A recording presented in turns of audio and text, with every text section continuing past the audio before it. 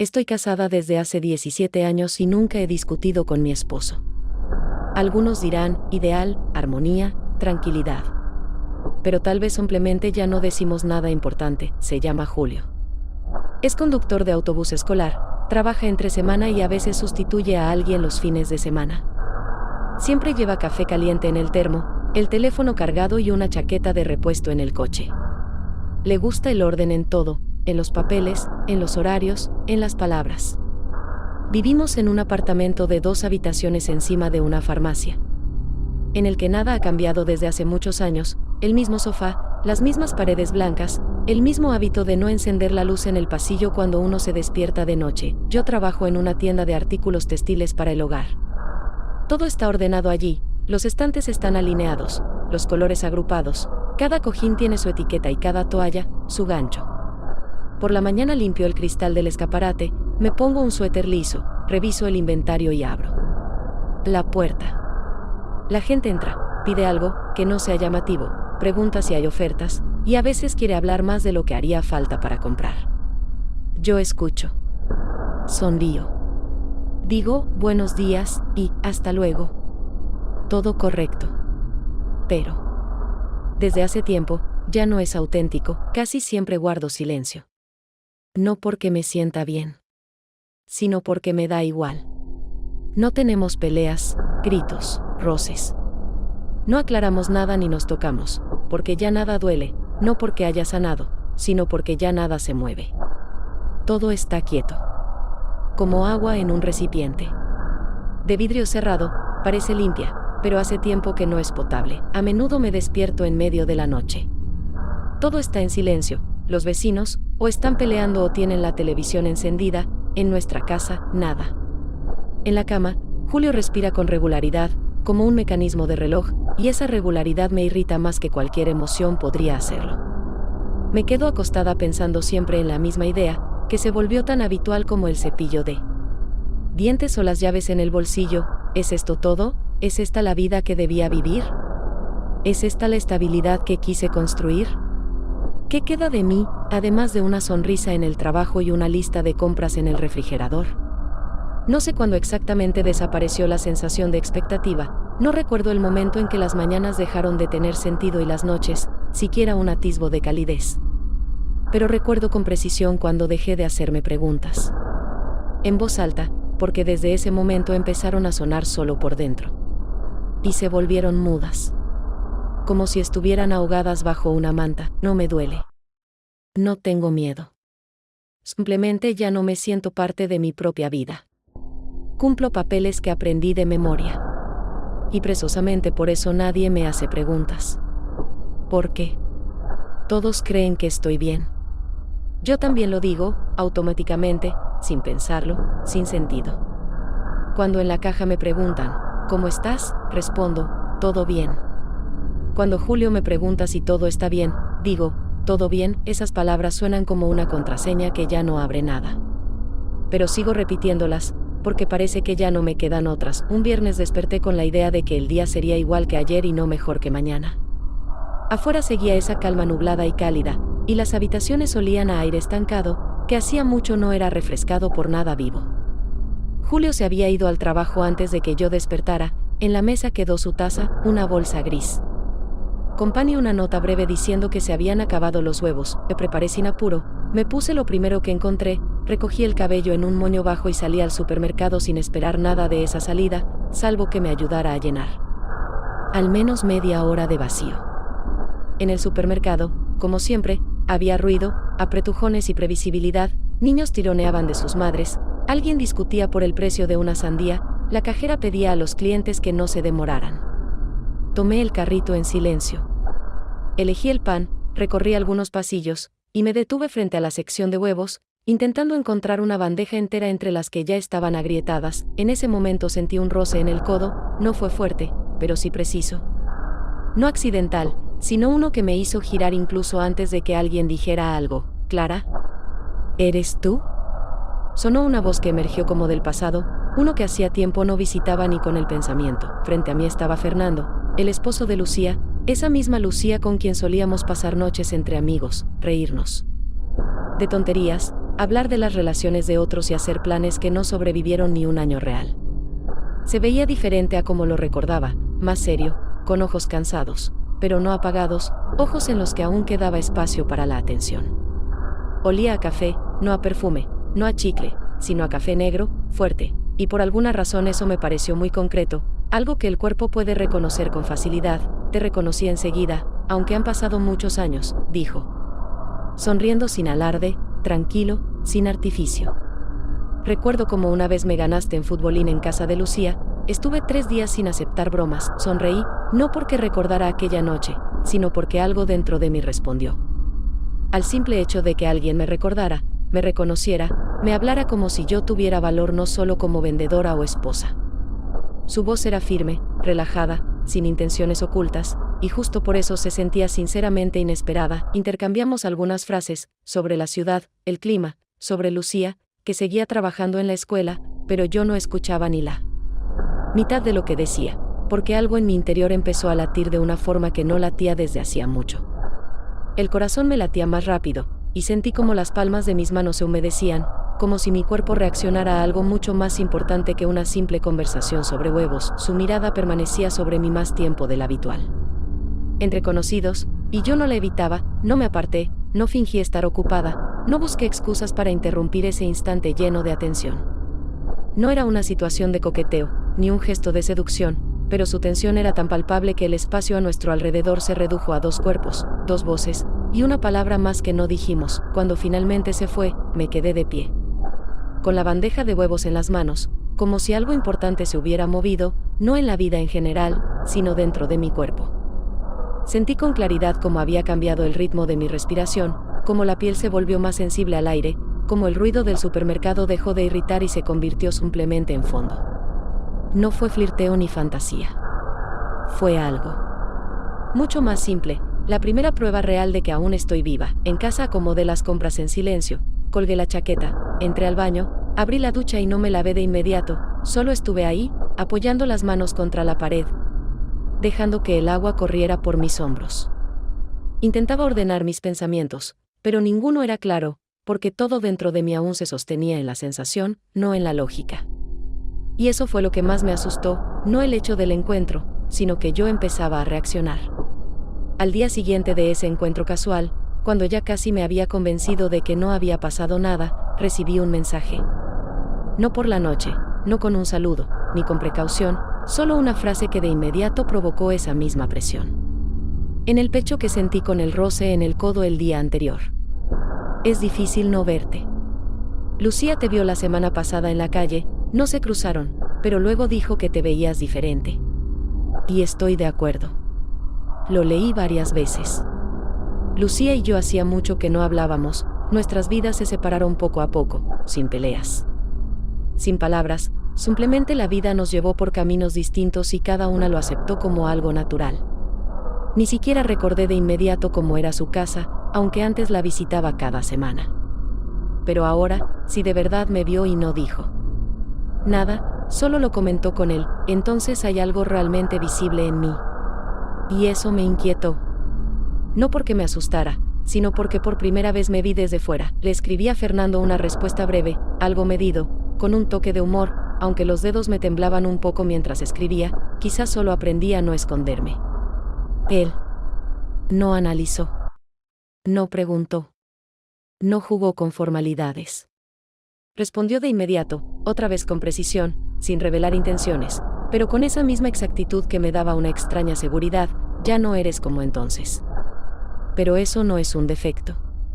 Al día siguiente, regresando del mercado, caminé por una calle familiar, sin pensar en nada específico, y casi pasé de largo la parada de autobús cuando lo vi. Estaba junto a un cartel publicitario, manos en los bolsillos, la espalda ligeramente encorvada, la mirada enfocada, como si simplemente esperara a alguien. Disminuí el paso, no porque quisiera acercarme, sino porque mi cuerpo eligió otro ritmo por sí solo. No esperaba verte hoy, dije, sin detenerme de inmediato, pero sin apartar la mirada, no pensaba quedarme. Pero no pude seguir de largo, respondió, sin intentar restar importancia con una broma. Empezamos a hablar de nada. Del clima, del café, de las rutas habituales. mencionó que Lucía se había ido unos días a casa de su hermana. Asentí, como si esa información tuviera algún peso, aunque en realidad no sabía qué hacer con el hecho de que nuestras palabras eran cada vez más una excusa. Cada frase era como un intento de mantener el equilibrio, aunque por dentro ya se había quebrado. Noté cómo me miraba, más tiempo del que se considera apropiado, con más atención de la que muestra un simple conocido. Y no había nada ofensivo en su mirada, pero justamente por eso era tan intensa. Cuando se inclinó hacia mí, no di un solo paso atrás. Sabía que estaba ocurriendo y no me negué ese momento. Sus labios tocaron los míos rápido, sin ostentación, pero con seguridad, como si no fuera un error. No fue un intento de seducción, fue una acción, clara, directa, sin preguntas. No nos miramos atrás, no dijimos qué había pasado. Simplemente nos alejamos el uno del otro, diciendo algo trivial, ni siquiera recuerdo qué. Me fui en dirección contraria, sintiendo cómo me temblaban un poco las piernas, aunque caminaba recta, mirando hacia adelante. En casa me senté largo rato al borde de la bañera, aún con el abrigo puesto, sin quitarme la bufanda, con el teléfono en la mano. No escribí a nadie, no revisé las redes, solo miré la pantalla oscura, como si fuera un espejo que ya no quería reflejar nada. Julio volvió cerca de las 7, dejó una bolsa con compras sobre la mesa, dijo algo sobre descuentos en el supermercado, y yo asentí sin añadir nada. No hablamos en toda la noche. Él leía noticias en su tableta, yo estaba frente a él con una taza de té que no tomaba. Pero en mi mente no había pánico. No había remordimiento. Solo la certeza de que algo, ahora sí, definitivamente se había movido. Y que no habría regreso, incluso si fingíamos que todo seguía igual. Todo lo que sucedió después de aquel encuentro en la parada de autobús no tuvo una forma definida, no fue un nuevo capítulo, ni una nueva historia, ni siquiera un episodio. Fue un indicio, un lento desplazamiento de algo dentro de mí, tan imperceptible por fuera que al principio ni siquiera pensé que fuera real. Fernando y yo empezamos a escribirnos con más frecuencia. Los mensajes no eran ni atrevidos ni íntimos, pero contenían eso que hacía mucho faltaba en mis conversaciones diarias, una presencia viva, no por deber, sino por elección. Él preguntaba cosas pequeñas, si aún me gustaban las peras como antes, si tenía en casa alguna planta que crece, con terquedad, a pesar de todo, si recordaba el olor del pegamento en el gimnasio de la escuela antes de las ferias. Sus frases no exigían respuestas, pero yo respondía igual, porque no podía evitarlo. En esos mensajes no había ni una palabra sobre amor, pero cada vez que los leía, me resultaba más difícil no preguntarme, ¿y si esto, en realidad, es el comienzo de algo? Una noche, ya tarde, me escribió, no sé qué hay entre nosotros. Pero cuando estás cerca, todo me resulta más fácil. Incluso si no hablamos. Sostuve el teléfono en la mano mucho tiempo, como si buscara fuerza para no responder. Pero en lugar de eso, repasaba en mi mente lo que realmente sentía. Y no podía definirlo con claridad, solo una mezcla extraña de calma, culpa y tensión. Que, por algún motivo, no se sentían como enemigos, sino como algo verdadero. En el trabajo empecé a fijarme en mi apariencia. No de forma deliberada, al principio eran solo detalles, otro color de labial, un peinado ligeramente distinto, un suéter que antes me parecía demasiado llamativo. No era para gustarle a nadie, era una necesidad de no diluirme en los colores de fondo de la vida. Pero un día, una clienta que nunca antes me había prestado atención, de repente dijo, su cara es como la de alguien que se despertó después de un sueño muy largo. Es agradable verla. No supe qué responder. Sonreí, asentí. Pero sus palabras se quedaron en mi mente por mucho tiempo. Porque coincidían con lo que sentía por dentro, como si de verdad me hubiera despertado, pero aún no entendiera dónde estoy. En casa todo seguía tranquilo, parejo, sin conflictos. Y fue esa misma estabilidad la que comenzó a pesar más que cualquier pelea podría hacerlo. Observaba a Julio, era atento, cortés, cuidadoso. Preguntaba sinceramente cómo me sentía, preparaba la cena, traía noticias, hablaba de los cambios en el horario de los autobuses, pero en toda esa atención ya no me sentía parte de su vida, más bien, como un objeto que había que mantener en equilibrio. Una noche, mientras preparábamos la cena juntos, se detuvo por unos segundos, sosteniendo una cuchara para la salsa, y dijo en voz baja, ¿estás bien? Me desperté varias veces en la noche, no estabas en la cama. Solo estabas parada en la cocina, con el teléfono en la mano, no supe cómo reaccionar. Dije que estaba un poco cansada, que necesitaba descansar, tal vez salir un día. Pero él no me creyó. Lo vi en sus ojos. No era alguien que celara con facilidad o dramatizara, pero en su silencio había una pregunta que yo no podía responder, no porque no quisiera, sino porque no tenía con qué. Esa noche, cuando ya dormía, salí a la cocina, me serví un vaso de agua y me senté a la mesa. El teléfono estaba al lado. Lo miré durante varios minutos, luego lo desbloqueé y abrí el chat con Fernando.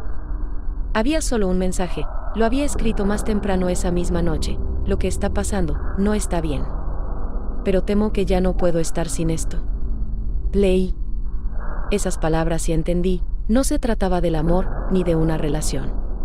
Se trataba de falta de aire. Y cuando alguien se está ahogando durante mucho tiempo, se aferra a cualquier rendija, aunque sepa que a través de ella podría caer.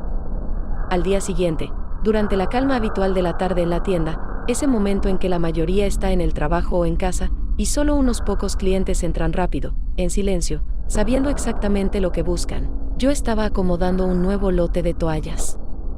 Ni siquiera había terminado de desembalarlas cuando escuché la puerta abrirse y detrás de mí resonaron pasos conocidos, lentos, seguros, un poco suaves. Me giré, y por un instante me quedé inmóvil. Lucía estaba de pie junto a la entrada, sin hacer ningún gesto de más. Su abrigo abrochado hasta el cuello, el cabello recogido con cuidado, pero su rostro hablaba más que todo su aspecto. No sonreía, no alzaba las cejas, pero tampoco se veía hostil. Era esa neutralidad especial que solo aparece cuando alguien aún no ha decidido si va a perdonarte, o simplemente a borrarte para siempre. Hola, dijo, como si nos hubiéramos visto hace 2 días, no hace varios años, asentí, intentando recomponerme rápido y no mostrar el desconcierto interior. No hablábamos desde hacía mucho, desde que nuestras vidas comenzaron a alejarse lentamente en direcciones distintas, sin conflicto, sin pelea, simplemente de forma natural, como suele pasar con aquellos que ya no se cruzan ni por casualidad. No pensé que vendrías, dije, enderezando las toallas, aunque ya estaban bien puestas. Has cambiado. Pasé por aquí, recordé que trabajabas en esta tienda. Y pensé que podía entrar, respondió con ese tono controlado que decía más por lo que callaba que por lo que expresaba. Acabo de colocar la nueva partida. Puedes mirar si quieres, le ofrecí, intentando sonar neutra. Se acercó, tomó una de las toallas, pasó los dedos lentamente por la tela sin quitarme la vista de encima. Yo esperaba que preguntara algo, sobre calidad, tamaños, composición, pero en vez de eso dijo: siempre fuiste muy ordenada. En todo. Incluso cuando tratabas de ocultar que algo estaba pasando, las dos sabíamos que ya no estábamos hablando de objetos. Su voz seguía tranquila, pero entre las palabras se sentía un cansancio sordo, no rabia, no resentimiento, sino una necesidad agotada de explicaciones.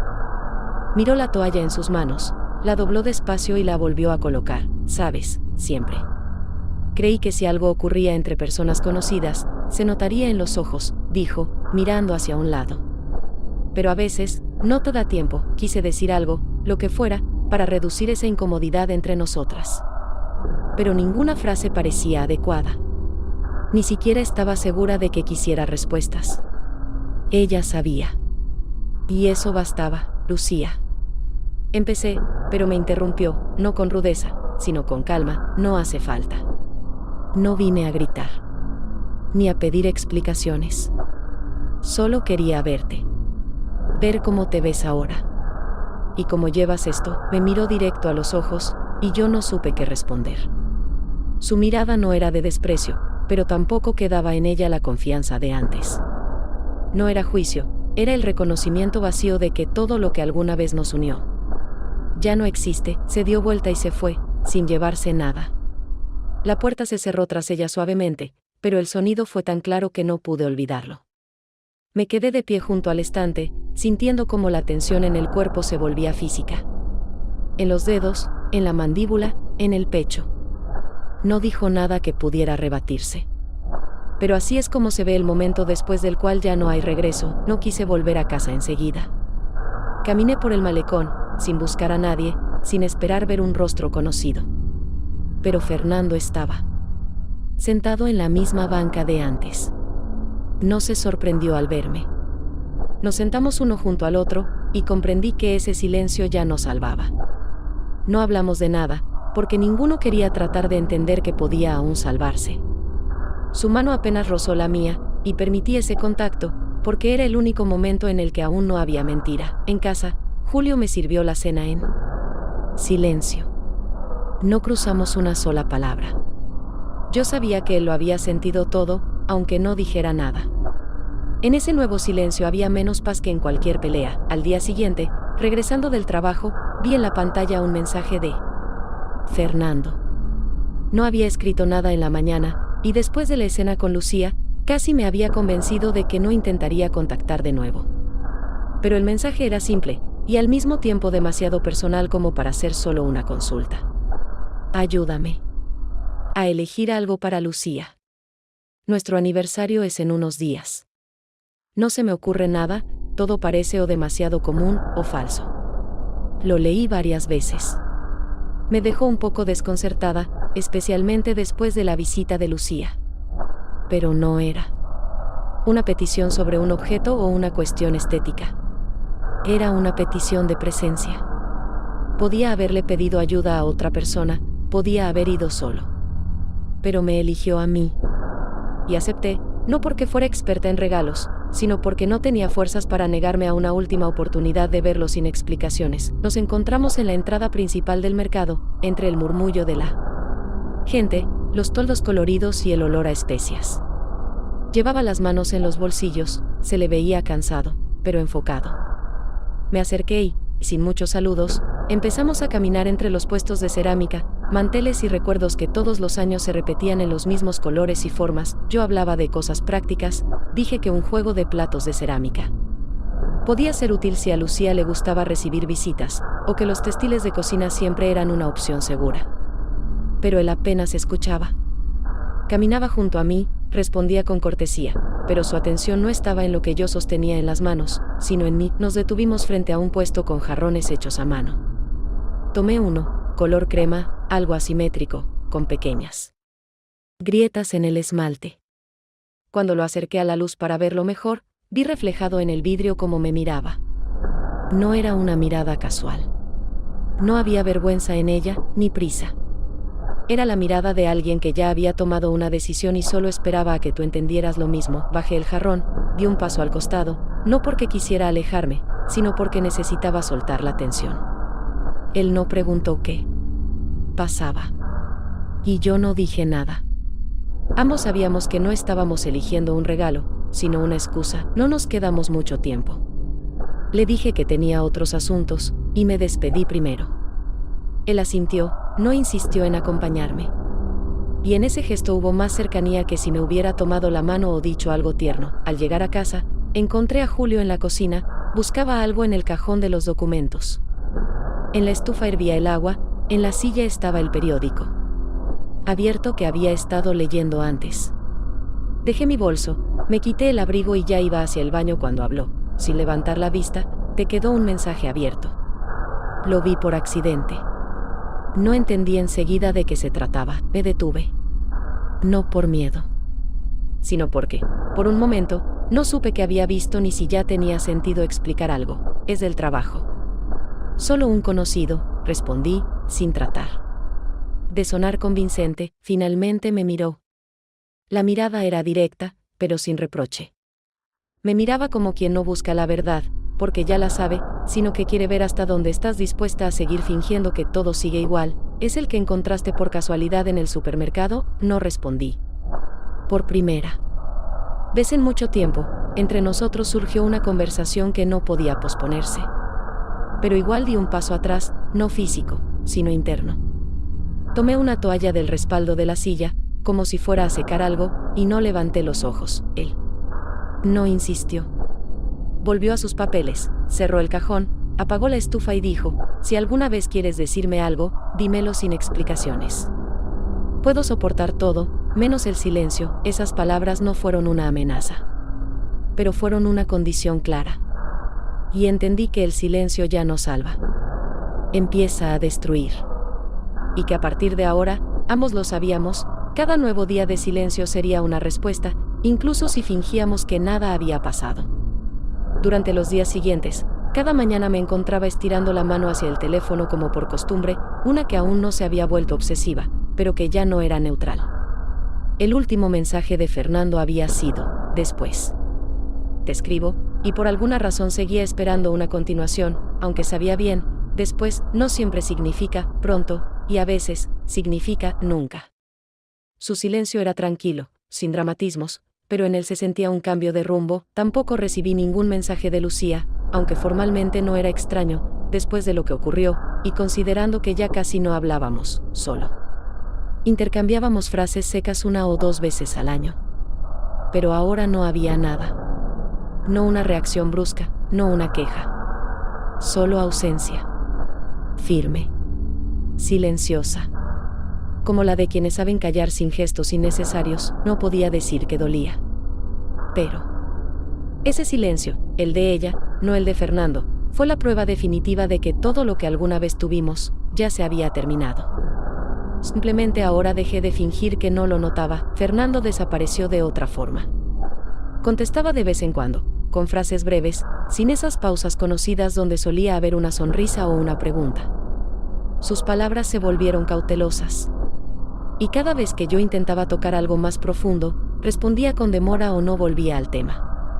Yo no preguntaba directamente, porque no quería escuchar lo que ya presentía, que se estaba alejando no de golpe, sino con lentitud, como si quisiera saber si yo soportaría su ausencia. Durante ese mismo periodo, Julio empezó a comportarse diferente, no de forma repentina ni evidente, pero lo suficiente como para que yo entendiera que intentaba retener algo que ya se le escapaba. Comenzó a dejar el termo con café junto a mis llaves, a veces compraba mis galletas favoritas, esas que antes ni notaba en el supermercado. Una vez trajo flores sin motivo y solo las puso en un vaso, sin hacer de ello una escena. Veía cómo me observaba en silencio mientras me secaba el cabello o me vestía, y sentía que intentaba descifrar qué fue lo que se quebró.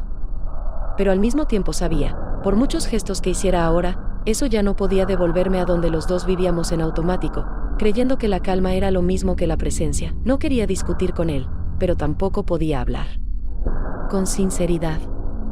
Hablábamos de lo cotidiano, a veces comentábamos pequeños detalles de su trabajo, bromeábamos sobre los vecinos que otra vez olvidaron cerrar la ventana del balcón. Pero entre las palabras quedaba un enorme espacio sin llenar, donde ninguno de los dos se atrevía a hacer la pregunta más importante. Una noche no podía dormir.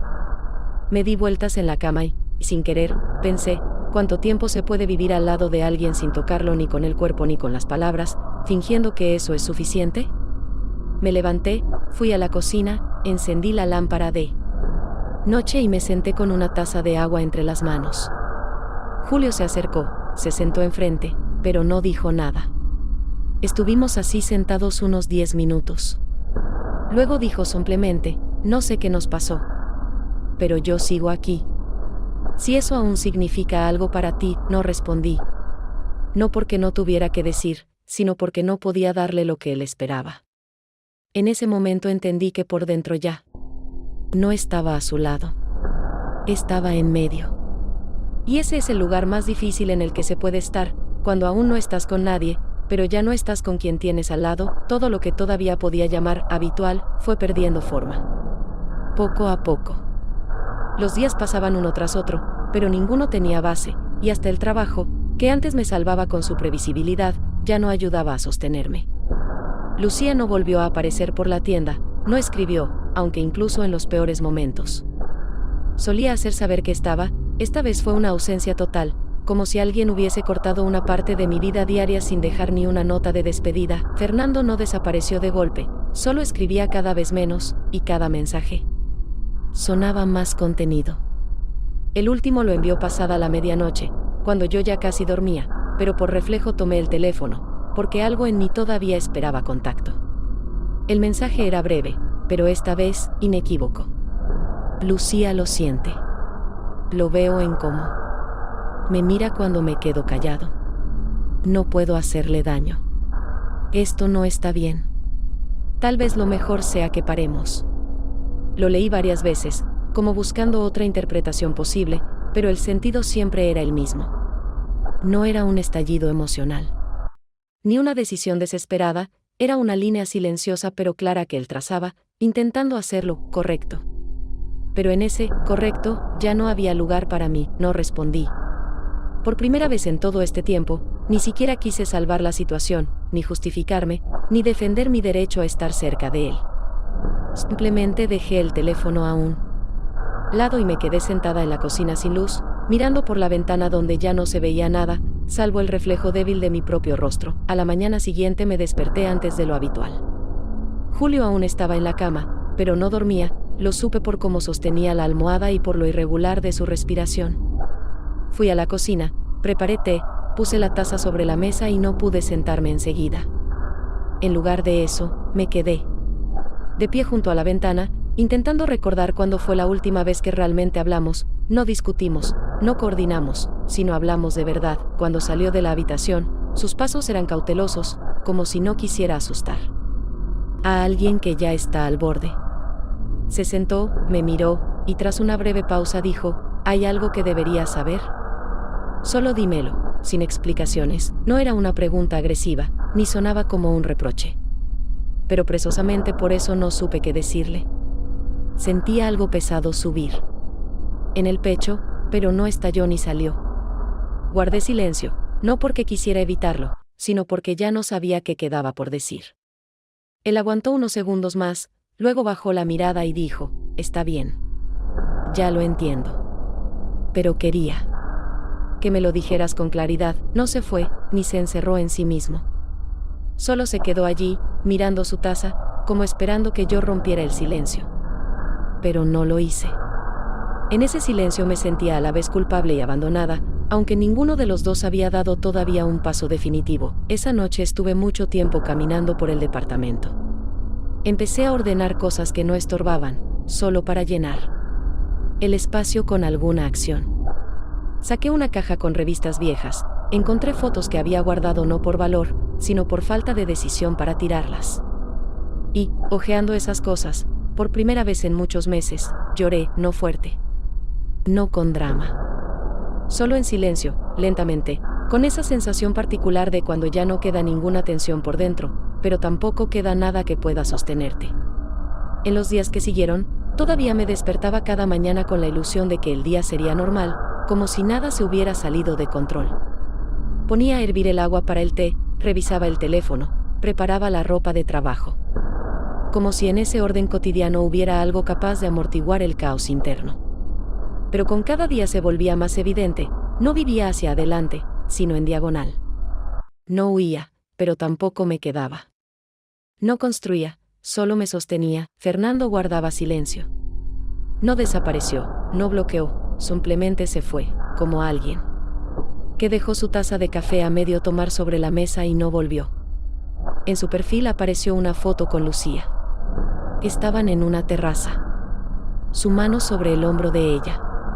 La de ella, en su cintura. Se los veía tranquilos, casi cotidianos.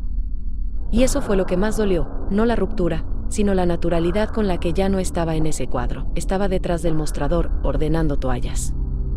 Las entregas de la mañana ya estaban listas, y el nuevo lote era igual que los anteriores. Prolijo, suave, sin riesgos. Justo cuando alisaba una costura, la puerta sonó. Levanté la vista por reflejo, y vi a Lucía. No la esperaba. Y no porque no viniera desde hacía tiempo, sino porque sabía, si venía, no sería por casualidad. Entró sin bolso, con las manos vacías. El cabello recogido, un poco desordenado. Su abrigo abierto. Su mirada, directa, pero no dura. No. Parecía fuerte. Pero sí decidida. No me voy a quedar mucho, dijo. Solo quería entrar, no dije nada. No porque no supiera cómo reaccionar, sino porque todo lo que pudiera decir ya había perdido peso. Nos miramos durante unos segundos. Luego señalé las estanterías. Si quieres ver algo, esto es nuevo. Dio unos pasos, tomó una toalla. La giró entre las manos. Su mirada no estaba en el diseño, sino más allá. Como si se preparara. Luego la dejó en su sitio y me miró. No vine por una toalla, asentí. Y ambas sabíamos que esta escena no trataba de compras. Dime, empezó en voz baja. ¿Desde hace cuánto? Respiré. No profundo, porque el aire se había vuelto pesado, no lo sé. No mucho, inclinó un poco la cabeza. No juzgaba. No perdonaba, ni siquiera quiero saber por qué él. Quizá no se trata de él. Solo. Me duele que hayas sido tú. Di un paso hacia el mostrador, me apoyé con la mano porque las piernas se me aflojaban, no fue algo planeado. Empezó por accidente. Pensé durante mucho tiempo que podía detenerlo. Pero no lo hice. Podías no decir nada, dijo. Y no lo dijiste. Pero yo vi. Y supe que era el final. No por la traición, sino porque me volví para ti una memoria cómoda. No una persona viva. Su voz se quebró en la última palabra. Bajó la vista y apretó el borde de su abrigo. Y solo entonces noté, le temblaban las manos. No te perdono, dijo. Y no te castigo. Solo quiero que sepas, no quiero volver a verte ni saber de ti. Ni como amiga, ni como recuerdo. Se secó la mejilla con el dorso de la mano. No teatral. Rápido. Como quien no se permite llorar frente a otros, pero esta vez no aguantó. Y una cosa más, añadió ya en la puerta. No le diré nada. A él. Ya no tiene sentido. Tú sola destruiste todo, asentí. Por primera vez, de verdad. No para suavizar, sino porque no había nada que negar. Adiós, Lucía. No respondió. Solo salió. Sin ruido.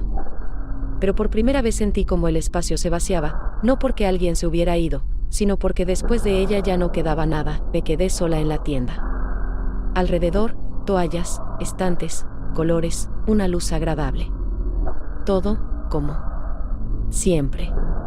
Pero dentro de mí ahora había un espacio al que nada regresaba. Esta vez lo supe, no habría vuelta atrás.